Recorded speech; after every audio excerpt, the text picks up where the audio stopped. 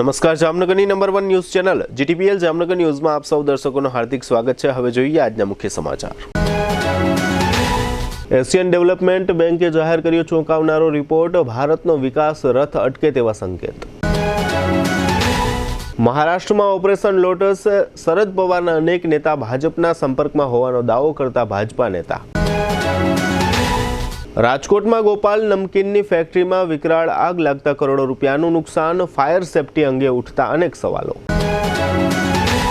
PMJAY યોજનાનો લાભ લેતી જામનગરની ખાનગી હોસ્પિટલોમાં તપાસ કરવા માટે ગાંધીનગરથી ઉચ્ચ ટીમ આવે તેવા મળતા સંકેતો।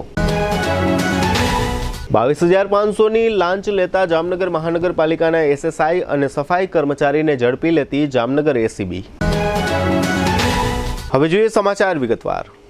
એશિયન ડેવલપમેન્ટ બેંકે ભારતનો જીડીપી 7%થી ઘટીને 6.5% રહેવાનો અંદાજ વ્યક્ત કર્યો હતો। ઉપરાંત બેંકે નાણાકીય વર્ષ 2025-26 માટે ભારતના વૃદ્ધિ દરનો અંદાજ 7.2%થી ઘટાડીને 7% કરી દીધો છે। એશિયન વિકાસ પરિદ્રશ્યના બુધવારે જાહેર થયેલા રિપોર્ટ પ્રમાણે અમેરિકન વેપાર, રાજકોષીય તથા નીતિમાં પરિવર્તનથી એશિયા અને પ્રશાંત વિસ્તારનો વિકાસ પ્રભાવિત થઈ શકે છે, તેમજ મોંઘવારી પણ વધી શકે છે। રિપોર્ટમાં એવું પણ કહેવામાં આવ્યું છે કે એશિયા અને પ્રશાંત વિસ્તારનું અર્થતંત્ર 2024માં 4.9%ના દરેથી વધવાનો અંદાજ છે। આ આંકડો એડીબીના સપ્ટેમ્બરના 5%ના અંદાજથી થોડો ઓછો છે। એડીબીએ કહ્યું, ખાનગી રોકાણ અને આવાસ માંગમાં અપેક્ષાથી ઓછી વૃદ્ધિથી ભારતનો વિકાસ દર ચાલુ નાણાકીય વર્ષમાં 6.5% રહેવાનો અંદાજ છે। પહેલા ભારતીય અર્થતંત્ર 7%ના દરથી વધવાનો અંદાજ હતો। એડીબીએ આગામી વર્ષ માટે વૃદ્ધિ દરનો અંદાજ 7.2%થી ઘટાડીને 7% કરી દીધો છે। આ રીતની આંકડાકીય માયાજાળ સાચી હોય તો ભારતનો વિકાસ રથ અટકી પડે તેવા ગંભીર સંકેત એશિયન ડેવલપમેન્ટ બેંકે વ્યક્ત કર્યો છે।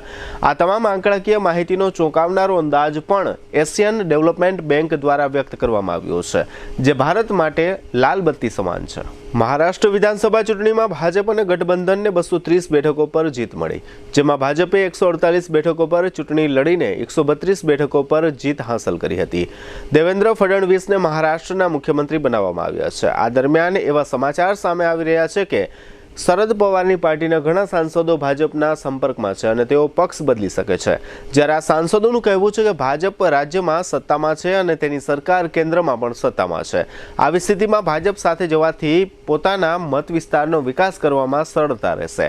ભાજપના નેતા પ્રવીણ ડારેકરેનું કહેવું છે કે મહાવિકાસ અઘાડીના ઘણા સાંસદ અને ધારાસભ્ય અમારા સંપર્કમાં છે, એમાં પણ ખાસ તો શરદ પવારના સાંસદ અમારા સંપર્કમાં છે। આ ઉપરાંત મહાગઠબંધનના ધારાસભ્ય પણ તેમના સંપર્કમાં છે અને તેમનું કહેવું છે કે વિકાસ જ પહેલી પ્રાથમિકતા છે। આવી જ રીતે ઘણા સાંસદોનું કહેવું છે કે કાર્યકર્તા તરફથી દબાણ કરવામાં આવે છે કે ભાજપ સાથે જોડાઈ જાઓ, જેથી આપણા વિસ્તારનો વિકાસ થઈ શકે। પ્રવીણ ડારેકરે કહ્યું કે સત્તા વગર યોગ્ય વિકાસ શક્ય નથી। નરેન્દ્ર મોદીના નેતૃત્વમાં કેન્દ્ર સરકાર અને પછી ફડણવીસની મહારાષ્ટ્ર સરકાર જલ્દી વિકાસ કરશે। જો આમ થાય તો શરદ પવારની પાર્ટીનું ભવિષ્ય ખૂબ જ અંધકારમય જોઈ રહ્યું છે। ગુજરાતમાં ક્યાંય પણ આગ લાગે તો લોકોના મનમાં રાજકોટ ગેમ ઝોન ફાયરની ઘટના તાજી થઈ જાય છે। ત્યારે આજે બપોરે રાજકોટના મેટોડા જીઆઈડીસીમાં આવેલી ગોપાલ નમકીનમાં ભીષણ આગ લાગી છે। આગે વિકરાળ સ્વરૂપ ધારણ કરી લેતા ચારે તરફ ધુમાડાના ગોટે ગોટા જોવા મળી રહ્યા છે। ફેક્ટરીમાં અચાનક આગ લાગતા અફરાતફરીનો માહોલ સર્જાયો છે। આગની ઘટનાને પગલે રાજકોટ, સાપર અને કાલાવડ સહિતની ડઝન વધુ ટીમો ઘટના સ્થળે પહોંચી ગઈ છે અને આગ પર કાબુ મેળવવાનો પ્રયાસ કરવામાં આવી રહ્યો છે। મળી રહેલી માહિતી અનુસાર બપોરે 2 વાગ્યાની આસપાસ આગ લાગી હોવાનું જાણવા મળ્યું છે। આગ ભયંકર હોવાથી કરોડોનો માલ સામાન બળીને ખાખ થઈ ગયો છે। જોકે સદનસીબે કોઈ જાનહાનિના સમાચાર પ્રાપ્ત થયા નથી।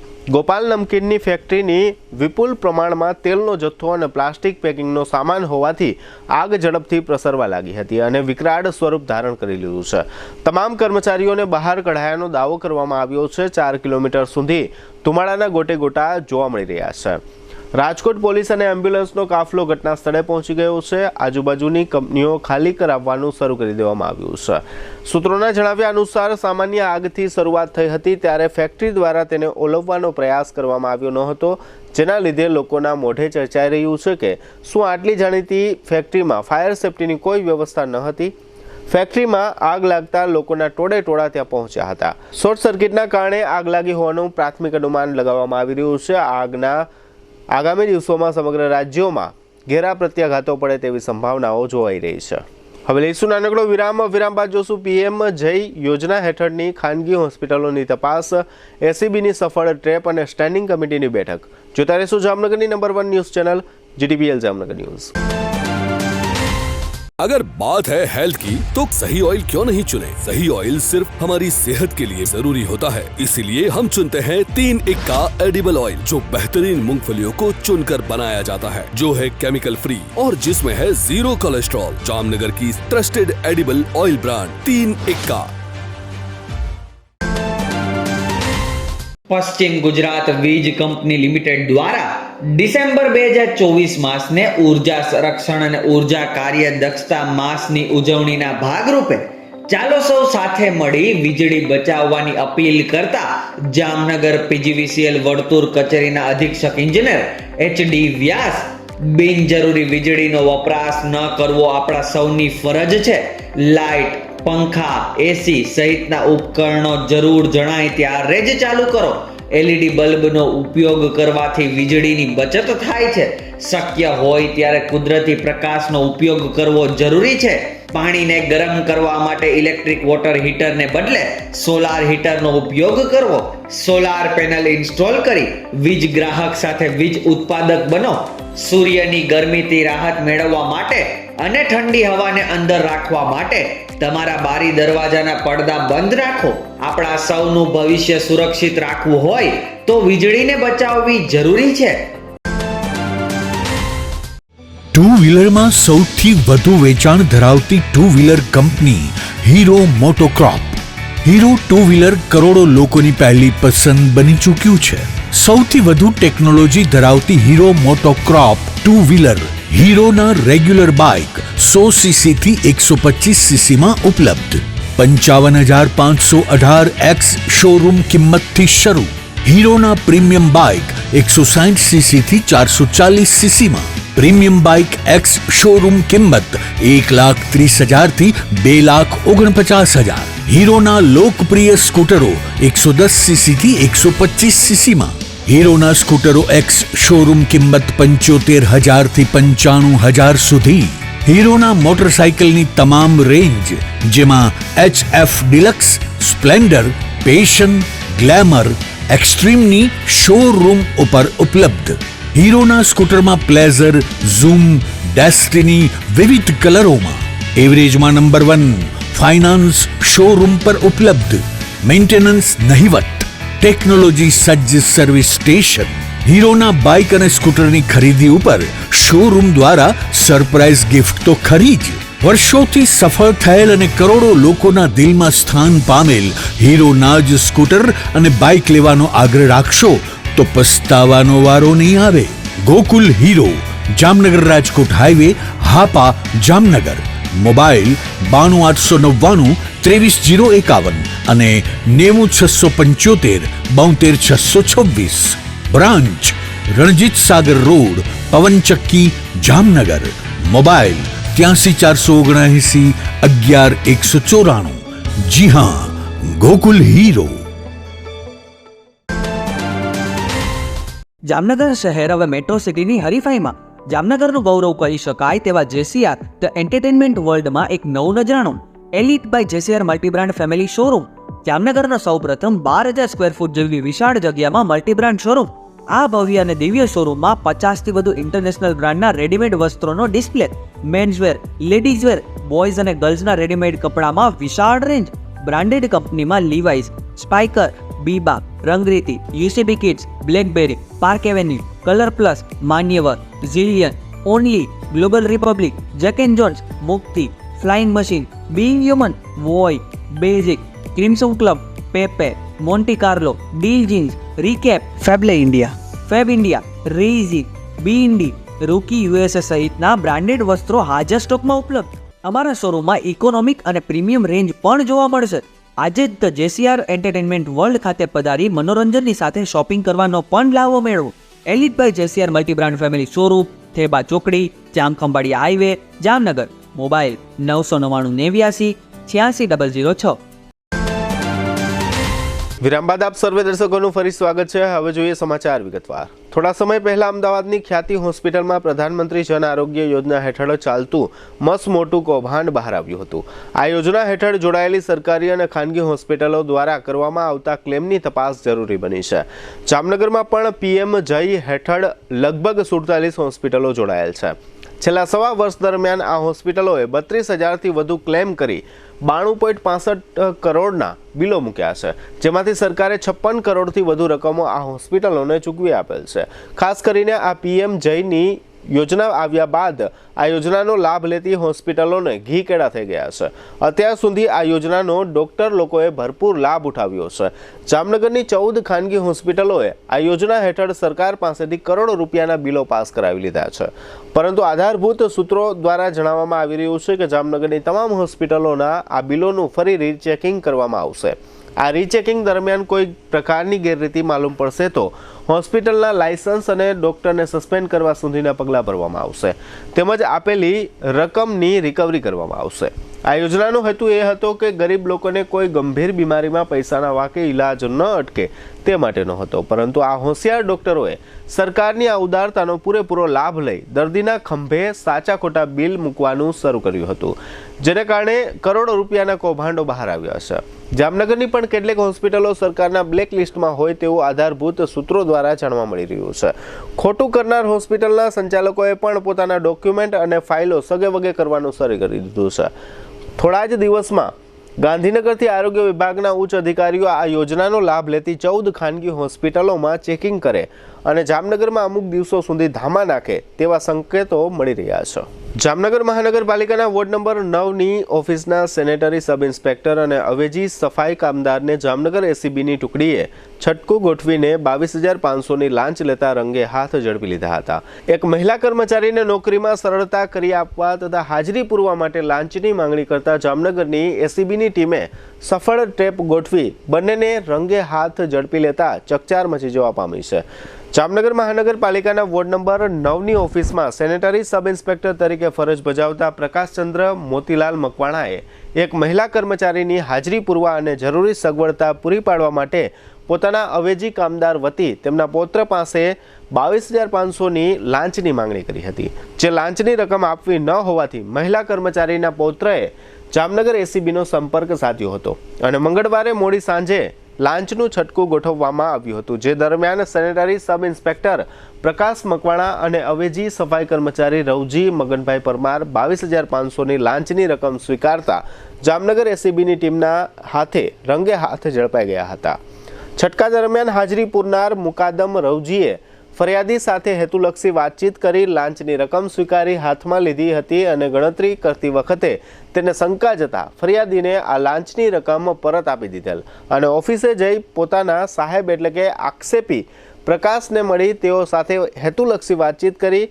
પ્રકાશે પોતાના મોબાઈલમાંથી રવજી સાથે વાતચીત કર્યા બાદ ફરિયાદી પાસેથી લાંચની રકમ સ્વીકારતા ઝડપાઈ ગયા હતા, જે બંનેની અટકાયત કરી લઈ એસીબી શાખાની કચેરીએ લઈ જવામાં આવ્યા છે અને તેઓની સામે લાંચ રૂશ્વત ધારા હેઠળ ગુનો નોંધી આગળની કાર્યવાહી કરવામાં આવી રહી છે.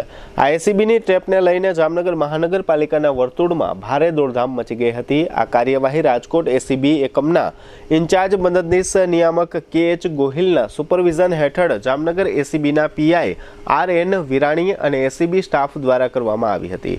મહાનગરપાલિકાનું આ લાંચ પ્રકરણ માત્ર ટ્રેલર જ છે. મહાનગરપાલિકામાં આ નાનો સૂનો ભ્રષ્ટાચાર જ ક્યારેક બહાર આવે છે, બાકી અંદર ખાને તો 6 થી લઈ 8 આંકડા સુધીના કરપ્શનના નામે વ્યવહારો થાય છે.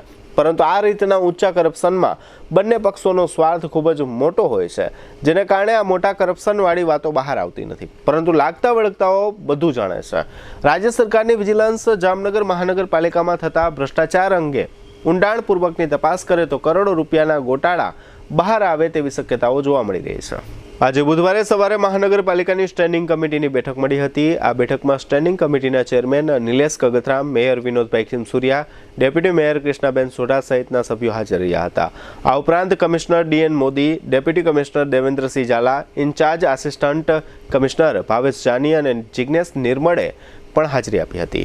આ બેઠકમાં 272.53 લાખ અને 64.62 લાખના ખર્ચની દરખાસ્તને મંજૂર કરવામાં આવી હતી. વોર્ડ નંબર 1, 6 અને 7ના ગટર કામ માટે 15 લાખ અને વોર્ડ નંબર 10, 11 અને 12 માટે 7.5 લાખના ખર્ચને મંજૂરી આપવામાં આવી હતી. બેડી અને મહાપ્રભુજી બેઠક ESR હેઠળના વિસ્તારમાં ટેન્કર વડે પાણી વિતરણ કરવા માટે 38.55 લાખના ખર્ચને મંજૂર કરવામાં આવ્યો હતો. આમ આજે 3.36 કરોડથી વધુના ખર્ચને સર્વાનુમતે મંજૂર કરવામાં આવ્યો હતો. આ તકે સ્ટેન્ડિંગ કમિટીના ચેરમેન નિલેશ કગથરાએ મીડિયાને મંજૂર થયેલ ખર્ચ અંગેની વિગતો આપી હતી, જેના મુખ્ય અંશો અત્યારે પ્રસ્તુત છે. જામનગર મહાનગરપાલિકાની આજરોજ મળેલ સ્ટેન્ડિંગ કમિટીમાં કુલ 7 રેગ્યુલર એજન્ડા હતા, જેની કિંમત 337.15 લાખ જેવી થાય છે. જેમાં નવા બનેલ CHC સેન્ટર ખાતે મેડિકલ, સર્જિકલ તેમજ ફર્નિચરના ખર્ચનો 64.62 લાખના ખર્ચનો સૈદ્ધાંતિક સ્વીકાર કરવામાં આવેલ છે. તે ઉપરાંત અન્ય 272.53 લાખના ખર્ચની જે કમિશનરશ્રી દ્વારા આવેલ દરખાસ્તને બહાલી આપવામાં આવેલ છે, જેની અંદર અલગ અલગ ભૂગર્ભ ગટરના કામ તેમજ મહાપ્રભુજી બેઠક પાસેના ESR ખાતેના વોટરવર્ક્સના કામ, તે ઉપરાંત એક આપણે જે બજેટની અંદર સોલાર ટ્રી નાખવાની જે જોગવાઈ કરેલ હતી, તે સોલાર ટ્રીનું પણ આજરોજ મંજૂર કરવામાં આવેલ છે, જેની અંદર જામનગરના ગાર્ડનની અંદર આ સોલાર ટ્રી લગાડવામાં આવશે એમ આજરોજ મળેલ સ્ટેન્ડિંગ કમિટીમાં રેગ્યુલર 7 એજન્ડાના કામોને બહાલી આપવામાં આવેલ છે. અત્યારે હાલ પૂરતા એમ્બ્યુઝમેન્ટ પાર્ક ખાતેના ગાર્ડનમાં સોલાર ટ્રી 8 જેટલા સોલાર ટ્રી લગાડવાનું આયોજન કરવામાં આવેલ છે. જે સોલાર ટ્રી લગાડ્યા બાદ જો એમાં આપણે એ પ્રોજેક્ટમાં સફળ જશું તો આગામી બીજા ગાર્ડનનો પણ સમાવેશ કરવામાં આવશે. હવે લઈશું નાનકડો વિરામ બાદ જોશું ગીતા જયંતિની ઉજવણી અને જર્જરિત પુલ સહિતના સમાચારો. જોતા રહેશો જામનગરની number 1 news channel GDBL Jamnagar news.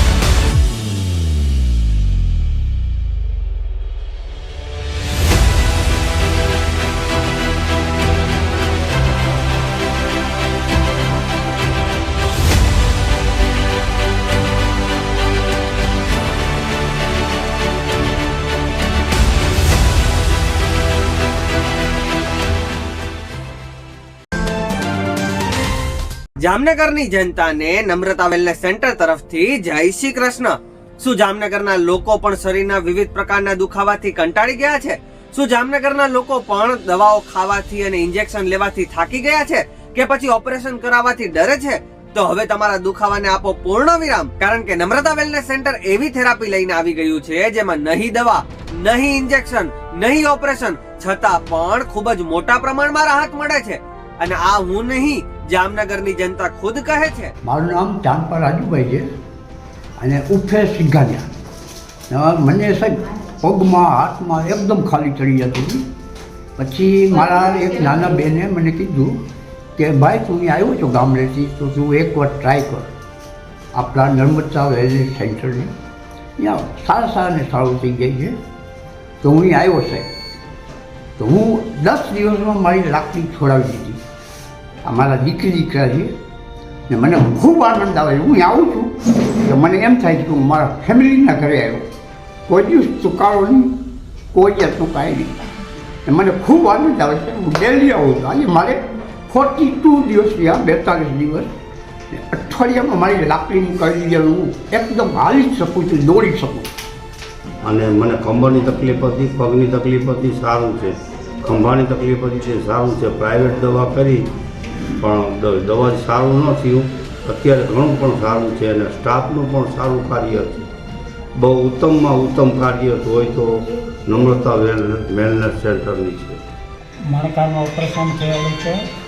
શું એટલે બે હાથમાં ખાલી ચડતી, પગમાં ખાલી ચડતી, પગમાં ખીચી આવે છે. તો મને મારા એક મિત્રે જણાવ્યું કે રિક્ષા ચલાવે છે તો આ તારે સ્કૂલની બાજુમાં જ છે તો તું થોડીક વાર જતો જા. તો હું અહીં આવું છું. એનાથી મને સારું થયું. બે હાથમાં સૂતો એટલે ખાલી ચડવી બંધ થઈ ગઈ. બેલેન્સ રહેતું નહીં, બેલેન્સ હળવું થઈ ગયું. હું થોડી વાર વધારે ઊભો રહી શકું છું, ચાલી શકું છું. રાતના સૂતી વખતે ખેંચી આવે છે, થોડી એમાં રાહત થઈ ગઈ.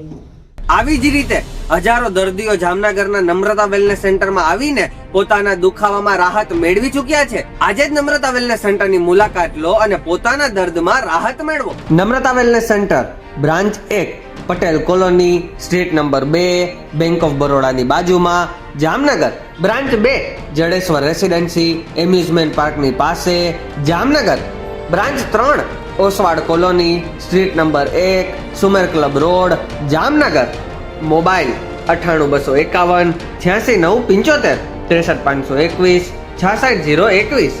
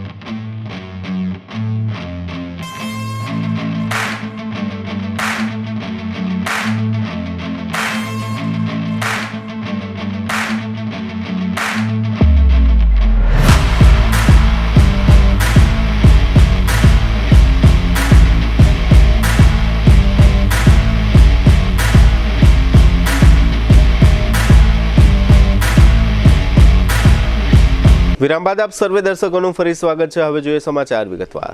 જામનગરના ગીતા મંદિર ખાતે ગીતા જયંતિની ઉજવણી કરવામાં આવી હતી. એક માન્યતા અનુસાર આ મહિનામાં માગસર એકાદશીના દિવસે એટલે કે આજે ભગવાન શ્રી કૃષ્ણએ અર્જુનને ગીતાનું જ્ઞાન આપ્યું હતું અને ત્યારથી આ દિવસને ગીતા જયંતિ તરીકે ઉજવવામાં આવે છે. ગીતાના કુલ 18 અધ્યાયોમાં લગભગ 700 શ્લોક છે.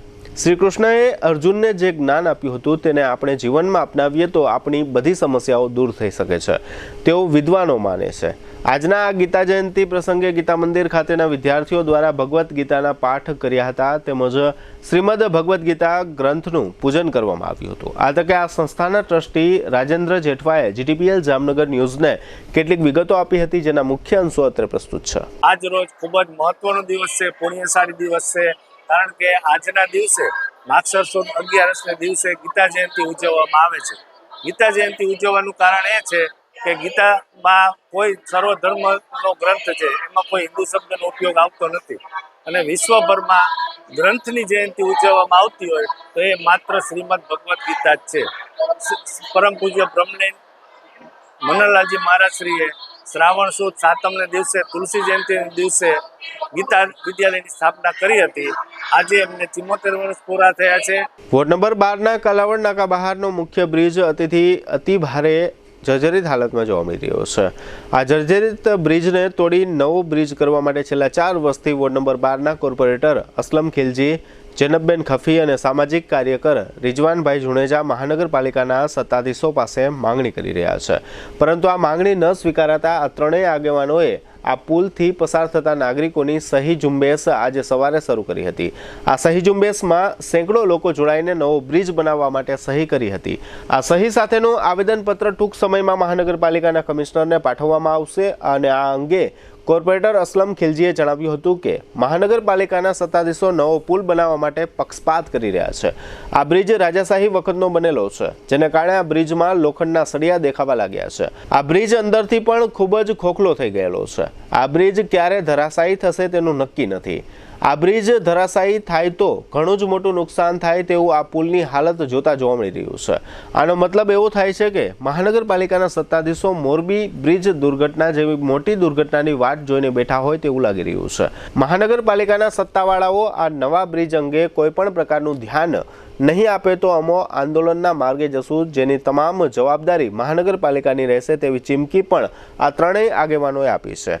આ તકે વોર્ડ નંબર 12ના કોર્પોરેટરે આ જર્જરિત પુલ અંગે મીડિયાને કેટલીક વિગતો આપી હતી, જેના મુખ્ય અંશો અત્રે પ્રસ્તુત છે.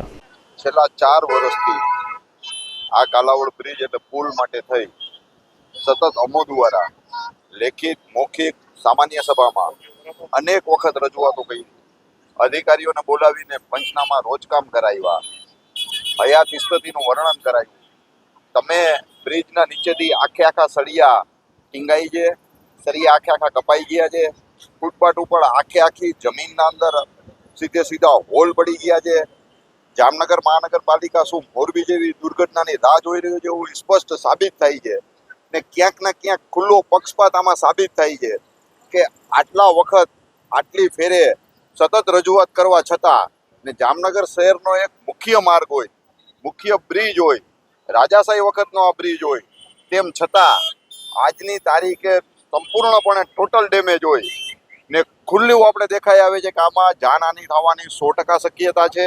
જો ટૂંક સમયમાં આ બ્રિજ નવું બનાવવામાં નહીં આવે તો આમાં ખરેખર એવું લાગે છે કે જામનગર મહાનગરપાલિકા ક્યાંક માણસો મરે ખરેખર એની રાહ જોઈ રહ્યા છે એવી સ્થિતિ થશે. એટલે આજ રોજ અમો દ્વારા લોકમત લેવાનું, લોકોને સાથે રાખી કે લોકમત આપી ને આ જામનગર મહાનગરપાલિકાના મૂંગા અને સૂતા તંત્રને જગાડવાનો આજે જે અમે પ્રયત્ન કરવા જઈએ છીએ ને જો આગામી દિવસોમાં જો તાત્કાલિક ધોરણે આ બ્રિજનું જો કામ ચાલુ કરવામાં, નવું બ્રિજ અગર જો બનાવવામાં નહીં આવે તો ના છૂટકે અમારે રસ્તા રોકો આંદોલન કરવું પડશે અને ઉગ્ર આંદોલન કરવાની અમારી ફરજ પડશે.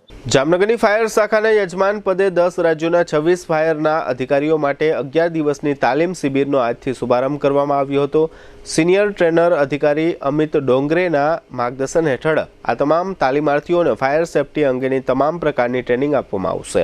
આ 26 ફાયરના અધિકારીઓને વિવિધ ઔદ્યોગિક એકમોની મુલાકાતે લઈ જવામાં આવશે. આજે સવારે જામનગરના હાપા ખાતેની ફાયરના સાધનો તૈયાર કરતી કંપનીની મુલાકાત લીધી હતી. આ ઉપરાંત એશિયાની મોટી બ્રાસ ઇન્ડસ્ટ્રીઝ જામનગર ખાતે કાર્યરત છે. આ બ્રાસ ઇન્ડસ્ટ્રીઝની પણ આ તાલીમાર્થીઓને મુલાકાત કરાવવામાં આવશે. તેમજ રિલાયન્સ, ન્યારા, જીએસએફસી, સિક્કા ટીપીએસ તથા મથુરા સુધીની આઈઓસીની ઓઇલ પાઇપલાઇન સહિતના ઉદ્યોગ એકમોની મુલાકાતે લઈ જવામાં આવશે. આ તાલીમાર્થીઓમાં 6 ઓડિશા, 6 મહારાષ્ટ્ર, અરુણાચલ પ્રદેશ અને કર્ણાટકથી 3 તથા બિહારથી 1 મહિલા અધિકારી તેમજ મેઘાલય, હરિયાણા, પોંડિચેરીમાંથી 2, પંજાબ, ગુજરાત સહિત કુલ 26 ફાયર અધિકારીઓ આ તાલીમનો લાભ લઈ રહ્યા છે. આ તકે સિનિયર ટ્રેનર અધિકારી અમિત ડોંગરેએ મીડિયાને કેટલીક વિગતો આપી હતી, જેના મુખ્ય અંશો અત્રે प्रस्तुत છે. हम लोग 79th डीओ बैच के ट्रेनीज हैं जो नेशनल फायर सर्विस कॉलेज के अंडर में हम ट्रेनिंग ले रहे हैं. तो टोटल 26 ऑफिसर्स यहाँ पे आए हुए हैं जामनगर अपने 2 वीक्स की ट्रेनिंग कंप्लीट करने के लिए. और जामनगर क्योंकि इंडस्ट्रियल बेल्ट है, काफ़ी इंडस्ट्रीज़ हैं और सीखने के लिए ट्रेनिंग को काफ़ी अच्छा मिलेगा। तकरीबन 10 राज्यों के 26 ऑफिसर्स हैं, तो ये काफ़ी फ्रूटफुल विजिट होने वाली है। तो आज हमारा डे 1 है, सेम ऐसी हमारा पूरा 2 वीक्स का प्लान रहेगा। देन एग्जाम देके हम लोग अपनी ट्रेनिंग कंप्लीट करेंगे and we are very thankful to CFO Jamnagar સાહેબ। હવે લઈશું નાનકડો વિરામ, ફરી મળીશું વિરામ બાદ। જોતા રહીશું જામનગરની number 1 news channel GDBL Jamnagar news.